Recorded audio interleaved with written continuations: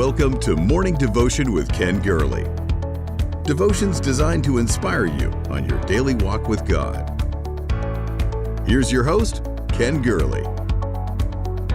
Hey, good morning, everybody. Good Friday morning, October the 14th, not Friday the 13th, Friday the 14th. And yeah, Roy, I'm looking out the window and the sky is red.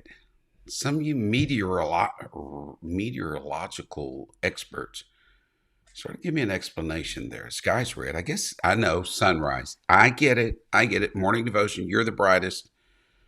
But the sky is awfully red this morning. Yes. Good to see you, Donald. Good to see you, Brother Marcelli. Carl, good to see you. Ronnie, good to see you. Christine, Rose, Lisa, everybody that joins in this morning devotion family. You who are here live, I know all of you are live, but you who are here live, and those who watch later on during the day, you're part of the family. And always, even after the devotion is over, always feel free that you can circle back, check on people, pray with one another, encourage one another. This is, after all, MD 2022. Happy that you're here. Next week, Lord willing, I'll be sharing with you how we're going to try to do this when so many of our morning devotion family is going to be, yes, overseas. Yes. And we'll try to figure that out. Now, we are coming up with all sorts of scenarios. Anyway, I will share with you next week whatever we have decided. Yeah, it's confusing. Rhonda, good to see you. Judy, what a subject today. A door called hope. Exiting troubled valley. And in fact, I think I just need to bring back the old lighted candle. That's what I need to do. This is one of those days. This is one of those days where we just put a light in the window and say, welcome back. Put a light in the window and say, you belong. How does God feel about people who wander away? Those who stray? I don't think it would surprise you how he feels. If you're a parent, you get it to some degree. He's our heavenly Father, the one who promises that when our earthly mother and father forsake us, the Lord will take us up. His love is close to parental love, but so far exceeds that. But it's surprising when you see the love of God compared to a marriage setting. I mean, after all, we're called the bride of Christ. And I think it's surprising. And I believe that's what I want to share with you today. Something that's not just surprising. I think you're going to find it shocking, especially if you don't know this amazing story about Hosea. But that minor prophet does a major service to us, letting us know how God feels about those who wander. A door called hope, exiting trouble valley. If you're on YouTube, subscribe. If you're on Facebook, follow, share with others. And maybe, just maybe, that little candle of hope burning will just touch somebody's heart today. So in Hosea, God wanted this minor prophet to know how he felt about his wayward wife, Israel. Yes. So he instructs his prophet Hosea to marry a woman, how shall I say it, of dubious reputation. Dubious is not a word you normally use at 7 a.m., but here we are, a morning devotion. We're using dubious words. And so Hosea did that. He married this woman with a dubious reputation, and through the years, 3 children were born to that union. Hosea showered his wife with affection and attention, but she wasn't satisfied. She forsook him, went back to her prior life. She forsook him for others. Pain came her way eventually. And can I just say, if you're straying from God, pain is a gift. Pain is a friend. Pain brings us back.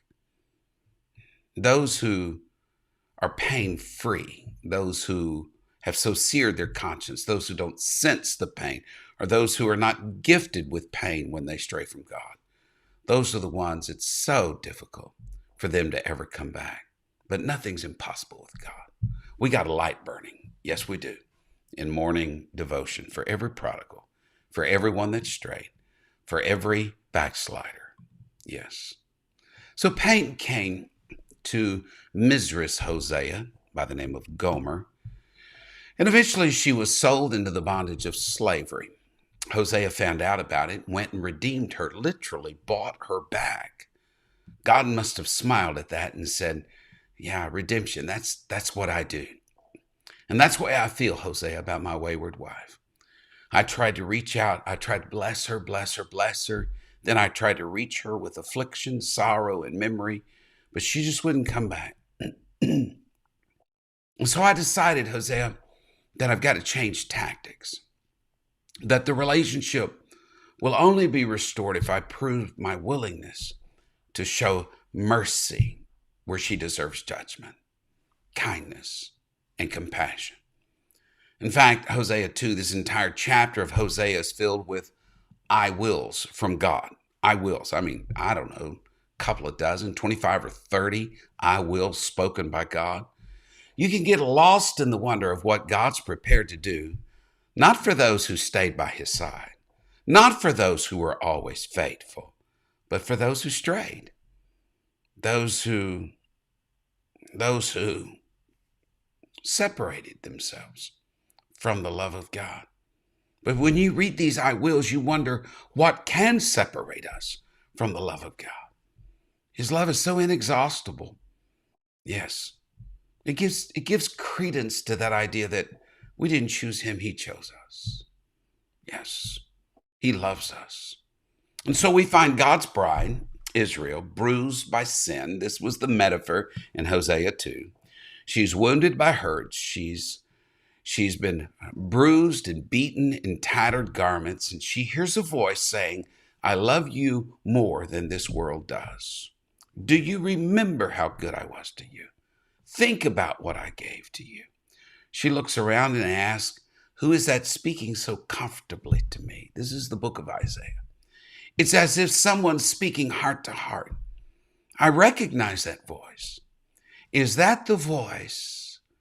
Is that the voice of my first husband? That's the metaphor used in this situation for God. I'm going back. I'm going back to him. For then it was better with me than now. Now, I'm not telling you, and I'm not encouraging you and to immediately make application of this to your personal life. And if you have a prior marriage, and I'm not encouraging you to walk out, I'm not encouraging you, but this is the metaphor that God chose. And here's God's response to his wayward wife. I'll restore what sin took from you. I'll give you back your vineyards. I'll bring back your song. I'll give you the joy that you once had, the joy that you once experienced. You remember that joy, Israel, when you first left Egyptian bondage? That joy that caused you to leap for joy on the other side of the Red Sea, that joy that shook like a tambourine in the face of your enemies. I'm going to bring back that joy. I'm going to give it back. That's the love of God. Morning Devotion family, Kirk, Suzanne, that's the love of God. That's the love of God. There were people who could say at once, I was sold out to Jesus. Now they may feel compromised, convicted even. 1 foot in, 1 foot out. And the message today is the same that God gave through Hosea to that wayward wife. Return, you backsliding children, come back home to God. Yes, what a message. There is no other place of rest for you. You can search the world over. Yes, you can be like that wandering bird that comes back to her nest. Return. For it was better then than it is now. Come back to the Lord. Now that is the setting for I've used the word dubious. I might as well use the word, LaWanda, don't you think I might as well use the word curious? There is an expression in Hosea 2 that I find curious. It gives birth to this title, a door called Hope Exiting Trouble Valley. Oh, It's in Hosea 2:15. We're in some of those I wills, those 25 or 30 I wills that I talked to you about. Here's the expression that I find curious. Hosea 2:15, I will give her her vineyards from thence, and the valley of Achor for a door of hope. She'll sing there as in the days of youth, as in the day when she came out of the land of Egypt. The valley of Achor for a door of hope. God's wife, Israel, was transported in time by Hosea 2:15, some 700 years in the past, where she first entered the promised land in the valley of Achor. It was a bittersweet memory. Jericho's walls had trembled and fell with Israel camped in the valley. The sky was the limit. Nothing would stop Israel now. They were bound for the promised land until 36, 3 dozen of Israel's choice men were cut down in a little skirmish. And Israel was afraid. Their God had let them down. The answer came back swiftly. Why? Why did this happen? It was a man named Achan who disobeyed Joshua's command to leave Jericho's riches alone. Because Jericho, I think we mentioned this a few days ago, was called the accursed city. Basically, the city of Jericho was the first fruit of the land. It was devoted to God. And Achan, when the walls fell, had gone into the city and taken some gold and silver and precious raiment, returned to his tent, buried it beneath the tent floor. No one knew. That's what he thought, but God knew. God knew. And his secret sin had public consequences. 36 men died. Later, his family, he would perish. His name, Achan. Okay, here's where we go. Achan means troubler. And that valley that formed the gateway into the promised land, from thenceforth became known as the valley of Achor. Trouble Valley. Trouble Valley. You see, in that valley, sin was dealt with. Israel reconsecrated herself to the Lord. But at the end of the valley lay that promised land. That was the message in Hosea. Jenny, Catherine, listen to me. From a place of defeat, there is a door of hope. You're going to exit Trouble Valley, and there's a door called hope at the other end that will lead you to the promised land. I could talk to you about the nature of sin, and had you caught me in my 20s and 30s, that's probably what I would shower down on. I could talk to you, but can I just tell you that the sin always expands? Here it involved not just Achan, it involved the 36 men who died, other tribes, clans, his own family.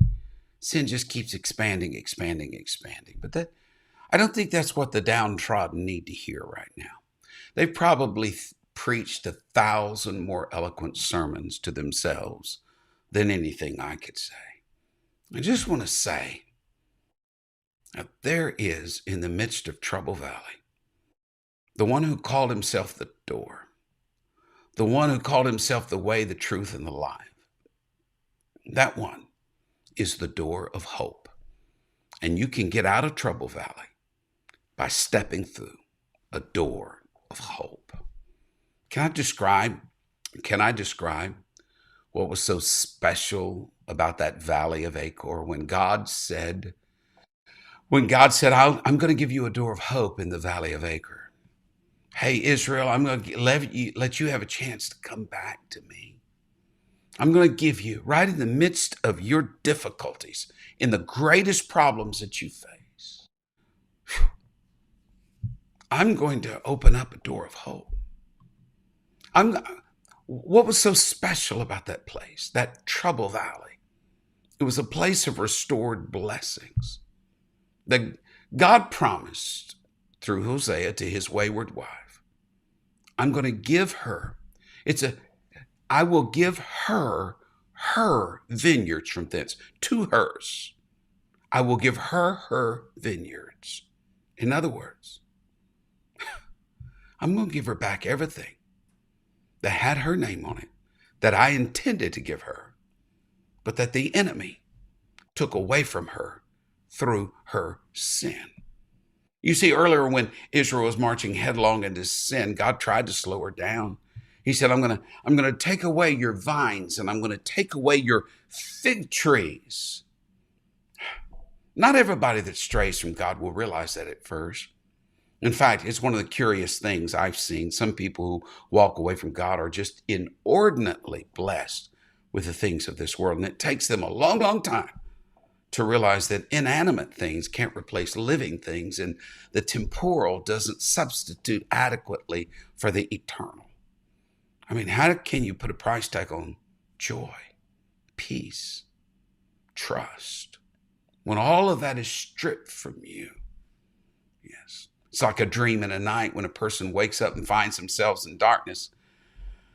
They're going to wake up. They're going to come to themselves someday and realize, I've lost a great deal. The balance sheet looks great, but wow, the trouble.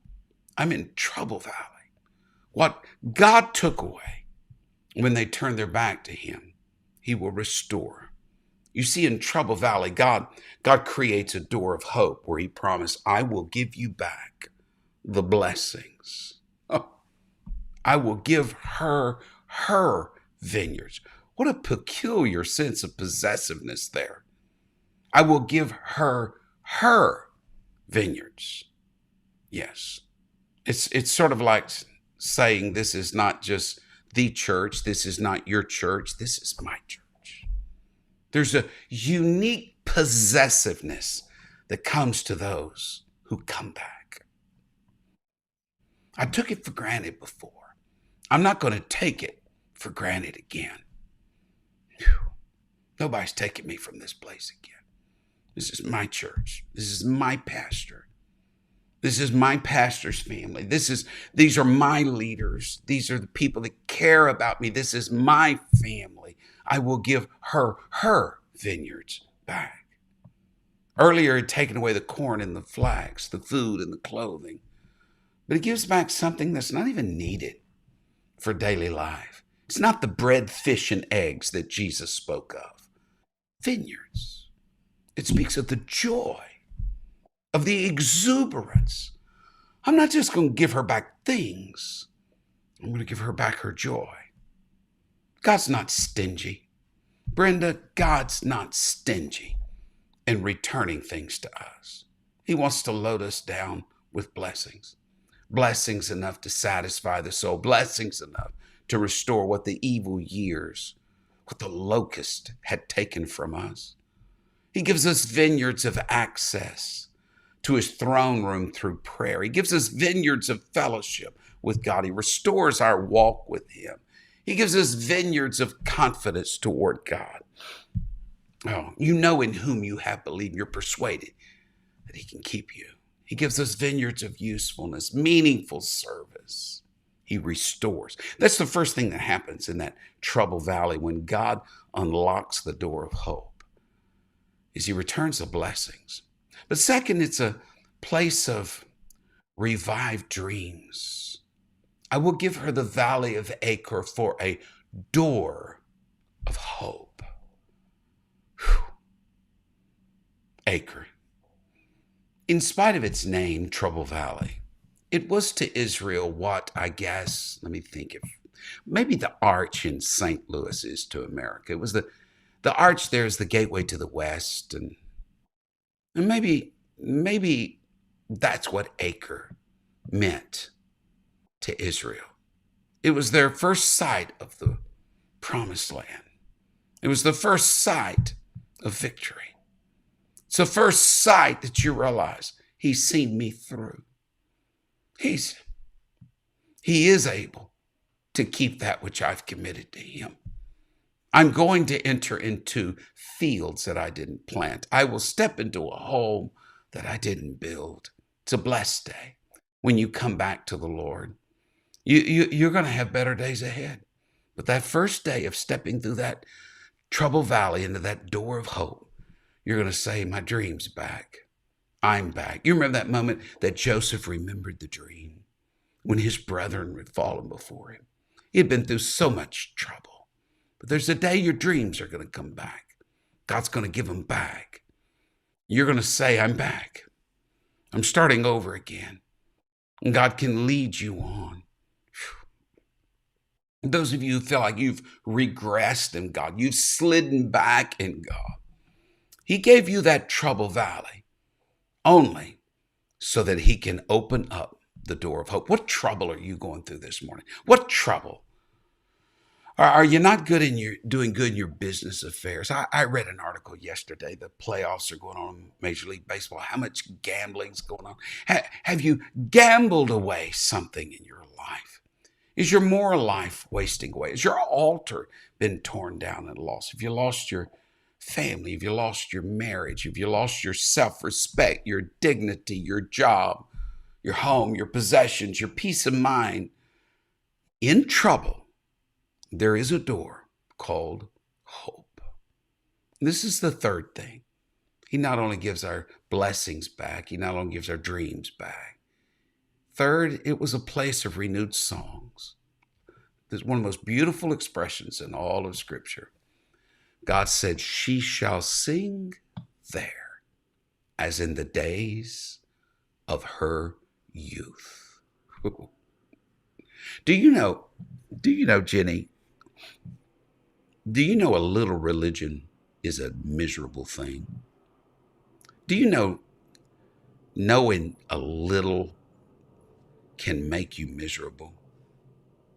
I mean, ignorance is bliss. To not know anything would be better than to know just some things.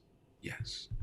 And when you have just enough faith and just enough religion and just enough knowledge of God to know when you're doing wrong, but not enough to know how much he loves you and how much he wants to make it right and restore to you your song. She shall sing there. Where? In Trouble Valley. Wow. She shall sing in the midst of Trouble Valley because I'm going to open up a door of hope for her. God's going to bring it back. He's going to bring it back. He's going to bring back what the enemy took, what you walked away from so callously, so indifferently, what you didn't value. God's bringing it back. Yes, Jesus loves me. Oh, you're going to get your song back. You're going to sing as you did in the days of old. I could talk to you. Hubert, Santos, Linda, I could talk to you. I could talk to you about the 25 or 30 I wills that God promises here. But really, this is what's difficult for us to understand. No matter how much God says I will, he respects your will. So the question is not what will God do, but what will we do? Will we let God restore our blessings? Will we let God bring our dreams back? Will we let him restore our song? You say, well, Brother Gurley, I'm in Trouble Valley, but I'm not finding the door called hope. His name is Jesus. He is the way, the truth, and the life. He is the everlasting open door. Turn to him. Turn to him and watch what can happen in your life. You'll exit Trouble Valley. You'll step through that door of hope and you'll see some amazing things happen. Wow. I'm just thrilled. I'm thrilled. I got the candle burning. Somebody's coming home. Somebody today, let's just say it, Friday, October the 15th or 14th, somebody today is going to step through that door of hope. This weekend, there will be people who find God in a way that is nearly unimaginable. They're going to find a love for God. They're going to hear God saying, hey, I will give you your vineyards back. I will give you your joy back. I will return to you your blessings that I put your name on it. It's coming back. You're going to exit Trouble Valley. I want you to lift up some prayers, lift up some needs. I've seen some of you putting initials of people out, and I just assume those are people that you have on your heart. Just initials, that's all that's needed, and the people will rally around that. So just take a moment. I'll let this go a few seconds longer just so you can keep commenting. I want you to share this with someone. Share this with someone. I want you to continue to lift up a lot of needs in our local church. Brother Farley, we're praying for Brother Farley, praying for Jim, we're praying for Barry, praying for Tina, praying for people that just are struggling in life and things that are facing them. I'm praying that they will exit Trouble Valley. They will enter into that door of hope. So remember, I'm going to leave this going just a few moments longer than I normally do. Share this with others. Share your needs. And may God bless you. I look forward to seeing you again Monday. Lord willing, I'll be ministering in Pearland this weekend. I'm looking so forward to that. Praying, getting ready for a great conference next week in our local church. And if you would say a prayer for that, I would really appreciate it. God bless. Thank you for listening to Morning Devotion with Ken Gurley. Join us next time for another inspiring devotion. To support this ministry, please visit firstchurch.com/give.